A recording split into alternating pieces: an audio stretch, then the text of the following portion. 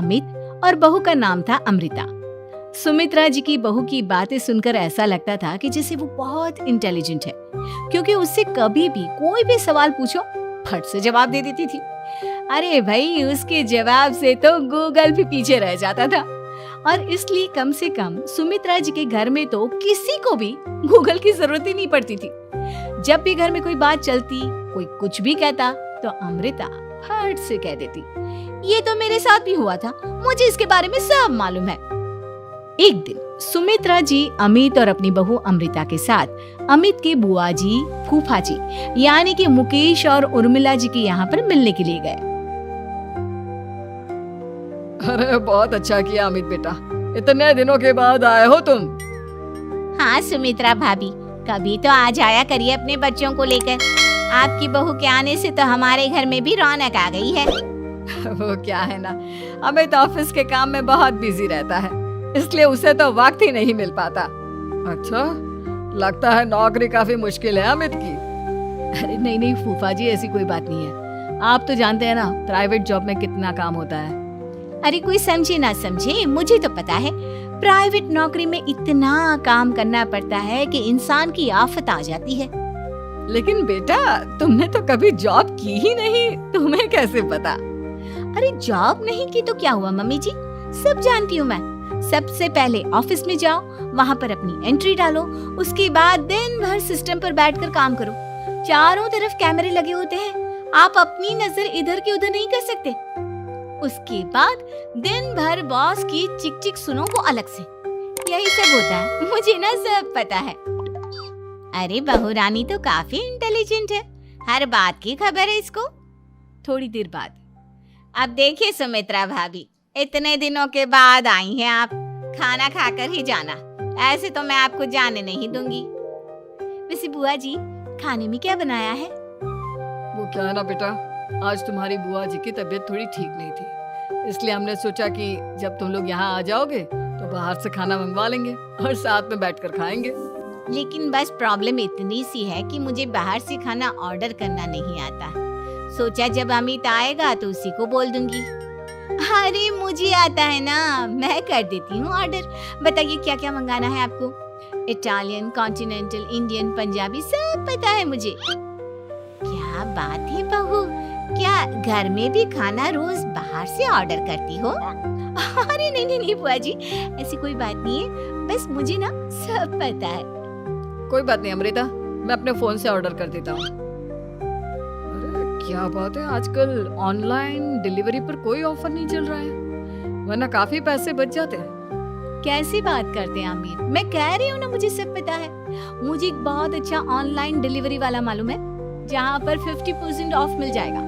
और आज तो वैसे भी फ्राइडे है ना, फ्राइडे को तो उस पर 50-70% ऑफर मिलता ही मिलता है। अरे क्या बात है, इसके बारे में तो मुझे पता ही नहीं था। अरे बेटा, जिस चीज के बारे में किसी को पता नहीं होता, हमारी बहू को पता होता है। एक काम कर, तू उसी को ऑर्डर करने दे।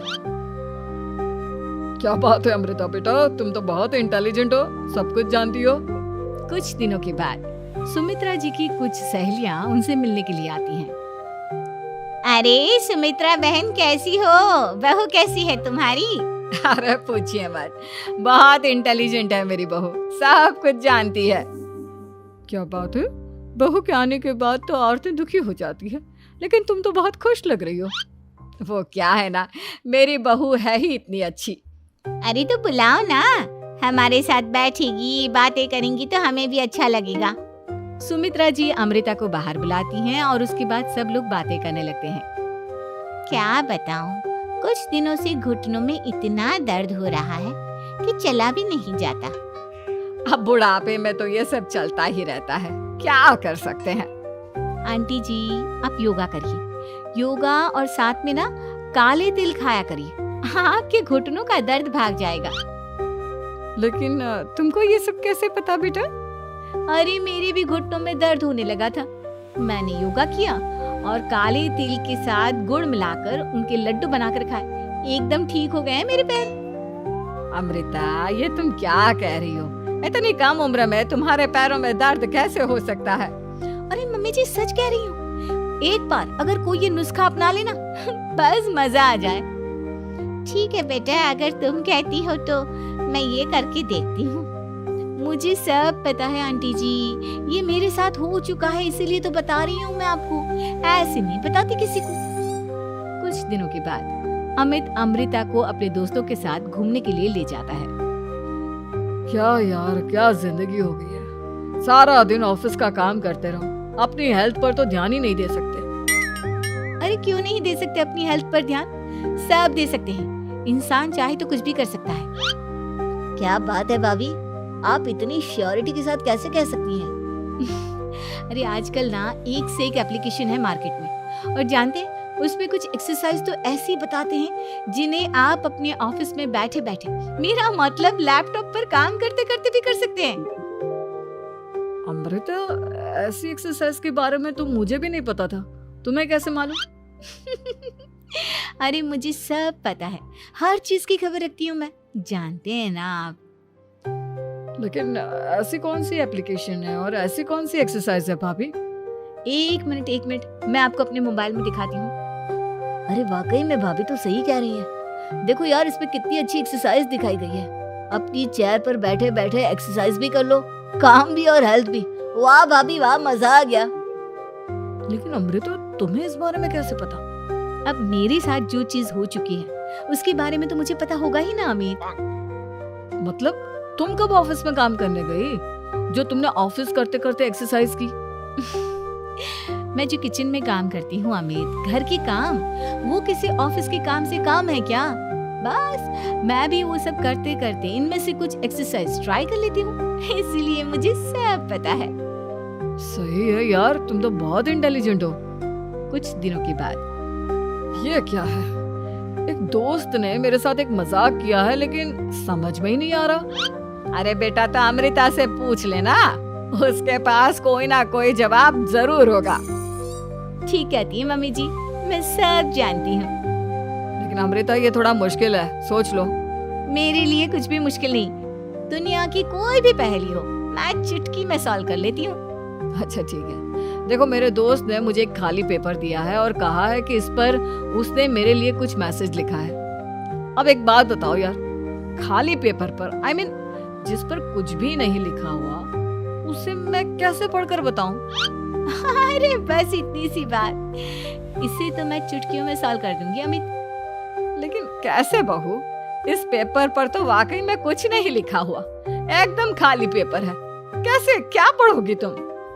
अमित, एक छोटा सा काम करो, जल्दी से एक मोमबत्ती लेकर आओ। अरे बहू, पेपर में आग लगाने का इरादा है क्या?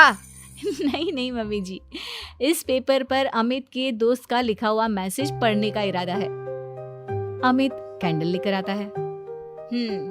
अब ना बस इस पेपर को धीरे धीरे कैंडल के ऊपर घुमाते रहो, देखना 2 ही मिनट में मैसेज आपकी आंखों के सामने होगा। अच्छा ठीक है, मैं ऐसा करके देखता हूँ। 2 मिनट के बाद, अरे वाकई में इस पर तो अक्षर बनने लगे, लेकिन ये हुआ कैसे? अरे अमृता, तुम्हें कैसे पता? बहुत सिंपल है मम्मी जी, अमित के दोस्त ने नींबू के रस से मैसेज लिखकर उसे सुखा दिया। आप अगर मैसेज पढ़ना हो ना तो पेपर को आग के सामने ले जाओ और लेटर्स अपने आप उभर कर आ जाते हैं। वाह बहू, लेकिन तुम ये सब कैसे जानती हो? अरे मम्मी जी, जब मैं छोटी थी ना तो अपनी सहेलियों के साथ ऐसे ही गेम खेला करती थी। ये तो मेरे साथ कितनी बार हो चुका है, मुझे सब पता है। थैंक यू यार अमृता, तुम्हारी वजह से हमें कुछ भी सोचने की जरूरत ही नहीं पड़ती, तुम सब कुछ बता देती हो। कुछ दिनों के बाद सुमित्रा जी को अमृता के प्रेग्नेंट होने की खुशखबरी मिलती है और सुमित्रा जी अमृता को डॉक्टर के यहाँ लेकर जाती है। देखिए सुमित्रा जी, आपकी बहू की तबीयत बिल्कुल ठीक है, किसी भी तरह की चिंता करने की कोई जरूरत नहीं है, लेकिन हाँ, उनको आयरन वाली डाइट खाने की बहुत जरूरत है। ठीक है डॉक्टर साहब, आप बता दीजिए मैं अपनी बहू को क्या क्या खिलाऊं ताकि उसकी तबीयत ठीक रहे और आने वाले बच्चे की भी।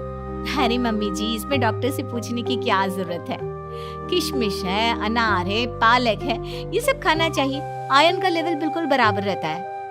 अरे वाह, आपकी बहू तो सब कुछ पहले से ही जानती है। ये तो बहुत अच्छी बात है। देखो, आयरन के साथ तुम्हें कैल्शियम भी खाना होगा।